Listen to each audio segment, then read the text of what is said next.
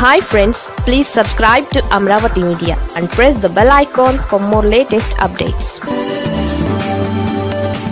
కడప రెడ్డమ్మ మజాకాన TDP cadre బెంబేలు. కడప తెలుగుదేశం పార్టీలో ముసలం పుట్టింది. కడప ఎమ్మెల్యే మాధవికి వ్యతిరేకంగా ఆ పార్టీ నేతలే రోడ్డెక్కారు.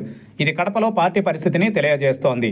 ముఖ్యమంత్రి చంద్రబాబు నాయుడు మొన్నటి ఎన్నికలలో కడప జిల్లాలో 10 స్థానాలకు గాను 7 స్థానాలలో గెలిచామని, ఈసారి 10కి 10 గెలవాలన్న ఉద్దేశంతో అక్కడే మహానాడును నిర్వహించారు. కానీ కడప జిల్లా ఎమ్మెల్యేలు మాత్రం ఆ దిశగా ఆలోచించడం లేదు. అందులో కడప ఎమ్మెల్యే మాధవి ఒకరు. తొలిసారి ఎమ్మెల్యేగా ఎన్నికైన మాధవి రెడ్డి సొంత కేడర్ను పట్టించుకోవడం లేదు. తన వల్లనే గెలుపు సాధించానన్న విజయ గర్వంతో ఊగిపోతుండడం కడప నియోజకవర్గంలోని టీడీపీ నేతలకు ఇబ్బందికరంగా మారింది. దూకుడుగా వెళితే ప్రజలు ఆదరిస్తారన్నది కడప రెడ్డమ్మ నమ్మకం కావచ్చు. కానీ అదే దూకుడు మాధవికి బూమ్రాంగ్ అయ్యేటట్లుంది. తన విజయం కోసం పనిచేసిన నేతలను, కార్యకర్తలను పక్కన పెట్టి వలస వచ్చిన నేతలను పక్కన పెట్టుకోవడం కేడర్కు కంటగింపుగా మారింది. కడప కార్పొరేషన్లో సీటుతో మొదలైన మాధవిరెడ్డి వివాదం తర్వాత ఆగస్టు 15వ తేదీ నాడు వేదికపై జాయింట్ కలెక్టర్తో కుర్చీ వివాదం వంటివి పక్కన పెడితే అసలు కార్యకర్తలను కూడా కేర్ చేయకపోవడం, ఏం చేసుకుంటారో చేసుకోండి అని వ్యవహరిస్తున్న తీరుతో కడప నియోజకవర్గం టీడీపీ నేతలు మాత్రం కంగు తిన్నారు. దీంతో వారు మరొక మార్గాన్ని ఎంచుకున్నారు.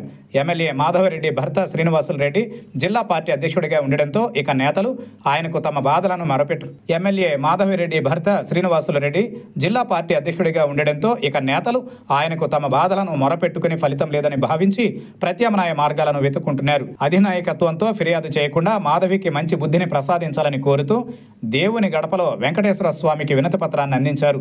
అంతటితో ఆగకుండా కడప నియోజకవర్గం నేతలు ర్యాలీగా బయలుదేరి వెళ్లి కమలాపురం టీడీపీ నాయకుడు పుత్తా నరసింహారెడ్డిని కలిసి తమ గోడును వినిపించుకున్నారు. మాధవిరెడ్డి ఇప్పటికే ఇతర పార్టీల నుంచి వచ్చిన నేతలకు, వేరే పార్టీ నుంచి చేరిన వాళ్లకు వచ్చే కార్పొరేషన్ ఎన్నికలలో టికెట్లు ఇస్తామని హామీ ఇవ్వడమే ఈ రగడకు కారణమని అంటున్నారు.